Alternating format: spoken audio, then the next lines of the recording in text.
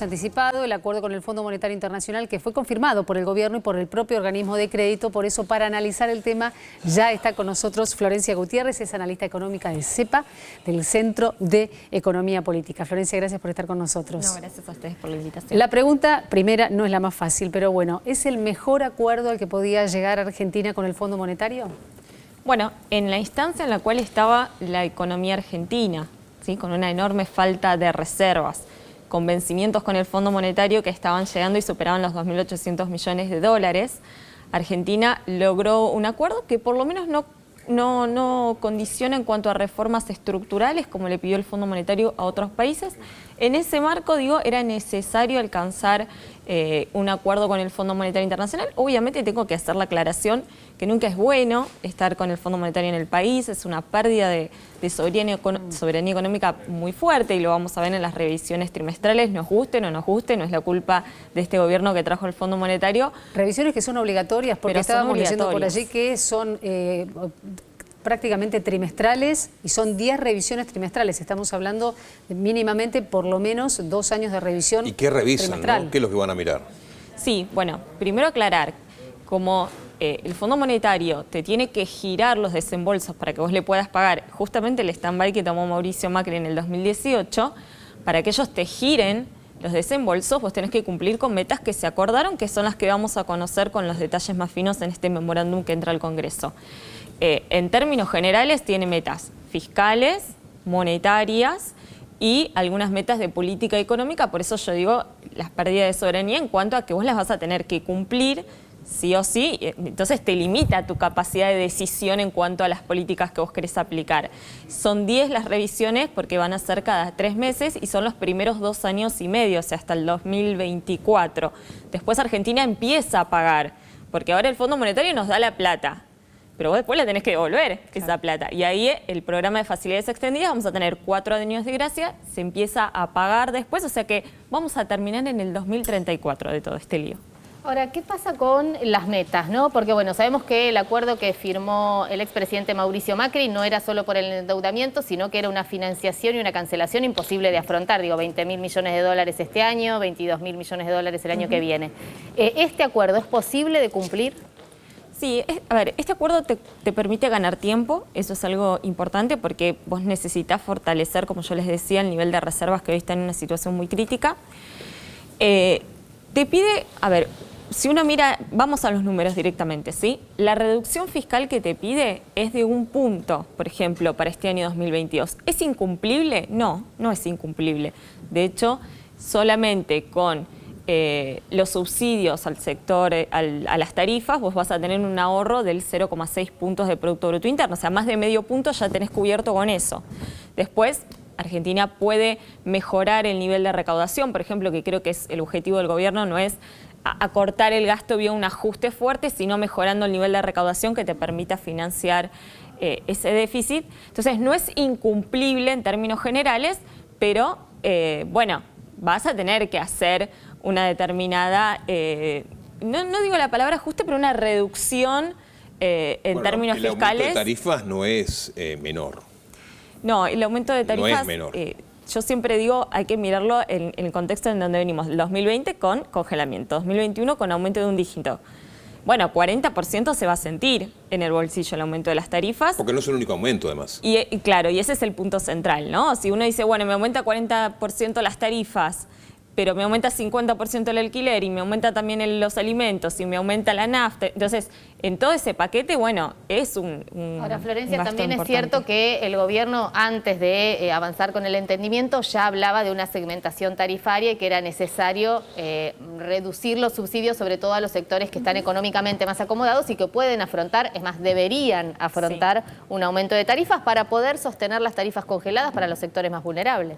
Sí, yo estoy completamente de acuerdo, creo que es un concepto de equidad distributiva, ¿no? Creo que nadie puede estar de acuerdo con que el Estado subsidie a los sectores más ricos, ¿no?, de la sociedad. O sea, está claro que se tiene que mantener para aquellos sectores que tienen tarifa social o que no lo pueden afrontar el pago de la tarifa plena, pero coincido con que la segmentación es algo positivo y que estábamos todos de acuerdo y esperando. Van a pagar justo por pecadores, ¿no? También porque con la segmentación pueden caer por estar en un lugar determinado geográfico, tener que pagar un aumento y quizás tu situación particular no es la de una persona acomodada, ¿no? Sí, bueno, ese es todo un debate, ¿no? De cómo se segmenta, si es por cuestión geográfica, si es por nivel de ingresos, si es por metros cuadrados.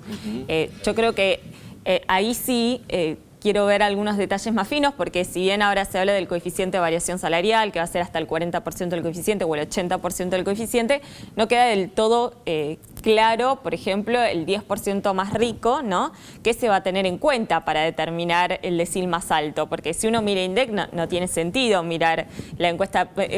Digo esto porque estuvo surgiendo mucho en las redes, sobre todo, de que se iba a tener en cuenta la encuesta permanente de hogares, que del decil más rico es el que gana 80.000 pesos por mes. Bueno, no se va a tener en cuenta eso claramente, ¿no? Ahí hay que ver qué es lo que se va a tener en cuenta. Florencia, la palabra déficit aparece cada vez que hablamos de la situación argentina, cada vez que hablamos del acuerdo con el Fondo Monetario Internacional, y el Fondo Monetario ayer, a través de uno de sus representantes, hizo declaraciones y planteó que este entendimiento con la Argentina apunta a un déficit cero para el año 2025. Sí. ¿Cómo llega Argentina a ese déficit cero? ¿Solo con la segmentación tarifaria? No, claramente no.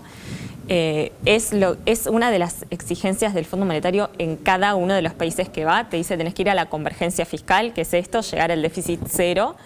En ese escenario, Argentina, pensemos que en el 2021 terminó con un déficit primario que, para que se entienda, es cuando el Estado gasta más de lo que ingresa, ¿no? Del 3%. Y teníamos el aporte extraordinario de las grandes fortunas, que fue medio punto. Entonces, eso no lo vamos a tener para este año. Entonces, la reducción va a ser de un poco más de un punto. Y yo creo que, bueno, acá hay varias cosas a tener también en cuenta. Es cierto también que hay mayor actividad económica, ¿no? Sí, Laboral. no creo que es, a ver, solamente con más actividad económica no vas a llegar a un déficit cero, ¿no? Pero yo creo que es un poco la discusión quién lo va a pagar. Te hago una consulta en función de eso, porque en la apertura de las sesiones ordinarias del Congreso Nacional, en algún momento, Alberto Fernández también se refirió al tema de los planes sociales y de la intención del proyecto para que esos planes sociales vayan reconvirtiéndose en trabajo genuino. ¿Puede formar parte esta alternativa de avanzar hacia ese déficit cero o no? ¿O no tiene nada que ver? No, a ver, lo único que Es te decir, puede menos ver... gasto tal vez social, por calificarlo de alguna Sí. manera, en función del déficit. Y habría, en realidad ahí uno tendría que cuantificar cuánto significa lo que se destina a programas sociales como el Potenciar Trabajo, que tiene 1.200.000 trabajadores. No creo que sea algo tan simbólico, para las cuentas.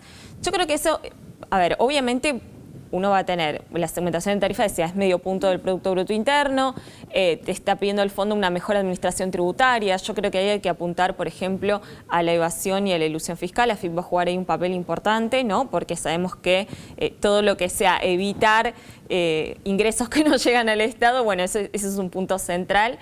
Y después, a ponerse creativos. Es un poco también eso, digo, si se tiene que volver a aprobar un aporte a las grandes fortunas para que haya más ingresos, se tiene que hacer, y algún recorte también lamentablemente se va a tener que hacer. El frente político es importante, ¿no? Porque digo, observamos que ya en este entendimiento se están poniendo algunos peros.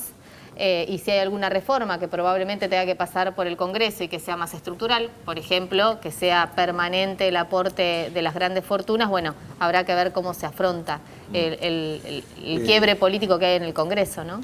Hay una mirada, por fin me parece, del fondo un poco más realista cuando te plantea una meta inflacionaria cercana al 48%, ¿no? Y cuando admite la culpa, ¿no? Porque también admitió que el stand-by, cuando fue ofrecido, tuvo de parte del fondo una situación, digamos, que debía reconocer como errónea. Teniendo en cuenta que vivimos en Argentina, ¿no? Y Argentina es un país muy lindo, con muy linda gente, pero un país complicado, muy complicado, sobre todo para proyección a futuro.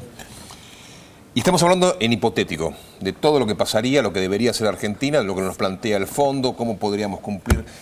¿Qué debería pasar, Florencia, dentro de algunos años en la República Argentina para decir, la pucha, este acuerdo que firmamos en el año 2022 con el fondo nos sirvió? ¿Nos sirvió? Nos sirvió. Ah, nos sirvió. Nos Ahí sirvió, está. fue positivo. Bien, yo creo que hay tres cosas que hoy Argentina tiene que estabilizar en cuanto a lo macroeconómico y que sirva para la estabilidad también de las personas. Por un lado, sostener y fortalecer el crecimiento económico, ¿sí? Mayor nivel de actividad económica y cómo lo distribuís, ¿no? Que esa torta, porque el crecimiento económico también se pueda distribuir bien. En ese marco, ¿cómo fortaleces las reservas del Banco Central? Parece que soy muy reiterativa, pero digo, es un punto central. Argentina, para crecer, se enfrenta constantemente con problemas de restricción externa, eso después nos lleva a problemas inflacionarios, problemas con el tipo de cambio, o sea que Argentina necesita fortalecer el nivel de reservas del Banco Central. Y si a eso se le suma que puede contener progresivamente la inflación y bajar de estos niveles tan altos, yo ahí te diría que estaríamos en un escenario en donde podemos decir que el acuerdo con el fondo tuvo algunos aspectos positivos. Creciste, acumulaste reservas, distribuiste, creciste con distribución, acumulaste reservas y contenés la inflación. Ahora, hay son cuestiones que generales. deberían acompañar, porque si no depositamos toda la expectativa en el gobierno nacional y en el Fondo Monetario Internacional. Ahora, ¿qué pasa con los grupos económicos concentrados que, bueno, muchas veces han operado en contra de algunos acuerdos o de algunas medidas económicas que se han tomado? Digo, el G6, digo... todos sabemos, ¿no? ¿Cuál la sociedad rural? ¿no? Políticas, ¿no? Sí, los propios segmentos políticos que no están gobernando. Digo políticos, ¿no? pero también hablo de entidades empresarias, digo, sectores de la economía que sabemos que han operado en contra de medidas, sobre todo que están vinculadas con distribución del ingreso o con la implementación de algunos tributos, como el aporte extraordinario a las grandes fortunas. Sí, bueno, creo que por lo menos en cuanto a llegar a un acuerdo con el Fondo Monetario, los sectores, si se quiere, de poder en la Argentina están de acuerdo, porque también ustedes piensen que hoy la posibilidad de acceder al mercado para financiarse está cerrada, entonces las empresas necesitan financiarse con el mercado y eso te puede traer, el Fondo Monetario lo que te puede dar es cierta previsibilidad, ¿no? En cuanto a la economía argentina.